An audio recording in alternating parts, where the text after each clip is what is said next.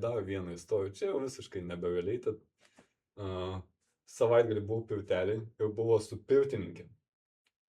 Buvo gimtadienis draugo, ten buvom kokie 8 bachūrai. Ir tokia pirtelė buvo Šventojoje prie jūros. Ir buvo pirtininkės. Ir jos ten, Nuogas. ne, Ta prasme. su drabužiai. Taip vidutiniškai ten išpirtino. Šiaip supratau, kad mano kojos labai silpnos, nes buvo ten duoda to garo, duoda. Ir dabar sako, keliam kojas į viršų. Tipo, ant sienos atsirėmė ir taip reikia iškelt kojas. Ir tas visas garas tavo pirštų galiukus jau jauti kaip degino. Taip pirmą kartą taip buvo įdomiai. Kad taip kažkas būtų sugalvojęs, kad taip reikia pirtintis. Sako, reikia jūsų kojas gerai iššildyti. Tai buvo ten 3 užėjimai, paskui per antrą užėjimą dar kažkokio muilo, beržų, nežinau. Ten tipo išsimailuoja ir tada su druska tipo šveistis. Ir tiesiai savo ant žaizdos pirmą žiupsnelį, tai tiesiai ant žaizdos druskos pataikiau. Irgi buvo smagu. Bet kas labiausiai sužavėjo, tai ant pačio galo atsinešė tokias 2 lentas, taip sukabintas, ir ant jų tokie liaudiški tie ornamentai, ir jas atidaro, ir ten vinių prismaigstyta. Tai taip, ta lentutė tokia pėdos dydžio, ir vinukų taip kas 2-3 centimetrus. Taip. Ir sako, kas norit pastovėti. Tai visi išbandė. Galvoju, reik bandyti ir man. Uždėjau vieną koją, jausmas kaip su peiliu tau pjauti. Galvoju, what the fuck, kaip čia visi sugebėjo išstovėti.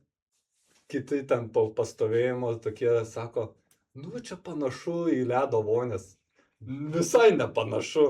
Ta prasme, su lediniam vandenį maudysis visiškai daug lengvesnis dalykas, nes nieks tavęs nepjauna. Nėra tokio baisinio skausmo, yra tiesiog šalta.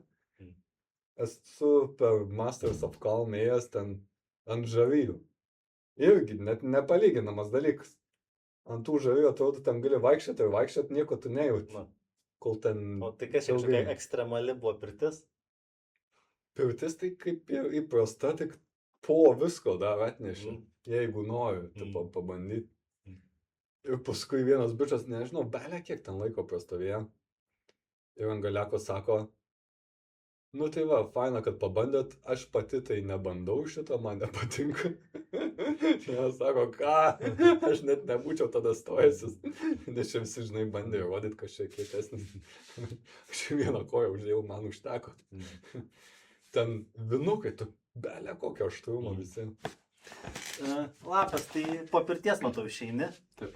Tai gal norėsi pabaigai dar dasimušt, maišas yra ant galvos. Čia va uždėsim. Ir čia dar yra toks, žiūrėk, čia turim dar tokia žnyplės. O tai pilsit vandenį. Kaip? Pilsit vandenį ant galvos.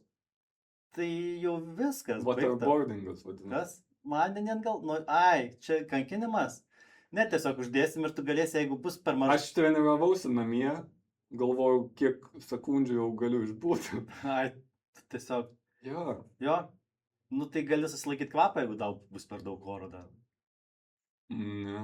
Waterboarding, pult vandenį, tu galvojo ką? Uždedi maišą ir pili vandenį. O gal geriau tiks šito žnypstelės užsidėsi ant pimpalo ir biškį pasėdėsi, parelaksuosi. Dar taip nesubūręs.